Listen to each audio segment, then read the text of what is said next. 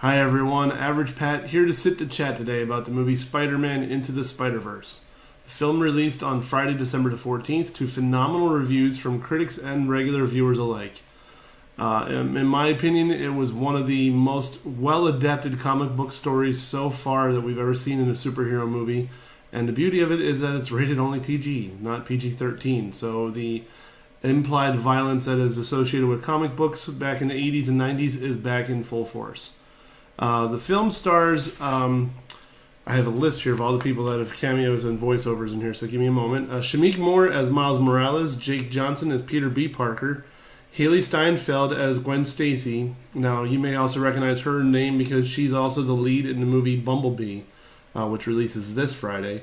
Lily Tomlin plays the voice of Aunt May. Mahershala Ali does the voice of the Prowler, Uncle Aaron. Liev Schreiber plays Kingpin, Wilson Fisk. Spider Noir is voiced by Nicolas Cage. I could go on and on with a list of people who are in this movie. It's amazing.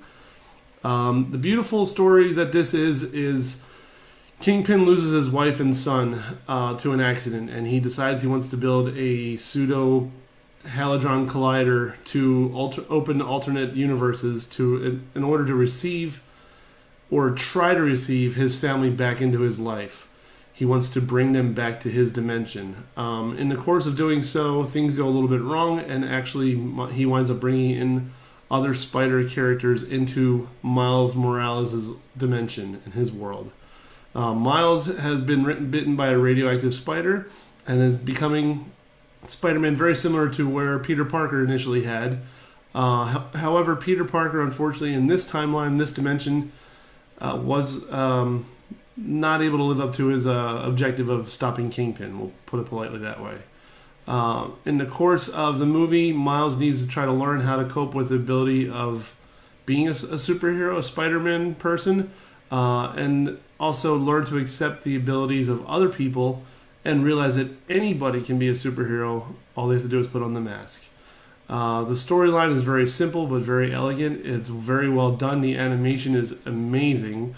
The beauty of the animation is it actually takes part in typical cartoonish animation, but then it also invokes some of the old comic coloring schemes with the dots on the faces instead of a solid shade of color. The shadowing is incredible. When there's instances of the dimensions colliding, there's like I don't even know how to describe it. It's just a confusing jumble of colors and mixes of interdimensional glimpses of what other worlds and universes there are. It's kind of hard to describe, but it's quite neat to see. They do a very good job of it in this movie. The other amazing thing about this movie is it's really good for kids. It's not PG-13. It's not uber violent. It's not anything overwhelmingly heavy. There are some scenes of violence, but it's implied. It's not shown directly, which makes things a lot easier to handle for some of the younger ones. But it's also a moral story that, again, anybody can be the hero if they learn how to accept the role and step up and do what they feel is right. I think that easily this would rate a 4.25 out of 5. I know it's kind of cheating because I'm supposed to go 4.5, but I'll go 4.25. The only drawback to it is if you're not really a big comic book fan, you might be a little bit overwhelmed with some of the lines and scenes. There are tons of throwbacks to the Spider-Man movies that have been made, which are really funny. I'm not even going to describe them because they're neat to see. The other amazing thing about this movie is, unfortunately, during the course of it being made, both the co-creators of Spider-Man, Steve Ditko and Stan Lee, passed. There is an homage and a tribute to both of them. The film is dedicated to the memory of both of them, and it's honestly, it's a tough as a Marvel fan and as any other kind of fan, a true movie fan, to accept that Stan Lee's not going to be making many more cameos.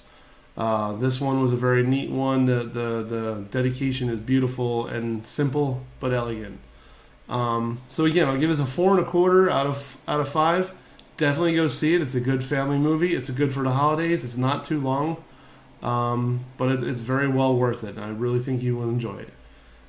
Again, if you guys like my reviews and are interested in seeing more, like my page on Facebook, subscribe to my page on YouTube. I plan on providing many more reviews up in the upcoming weeks. There's a lot more movies that are coming out, and some that I'm going to see this week as well. So look forward to doing many more for you guys. Have a good night. Thank you.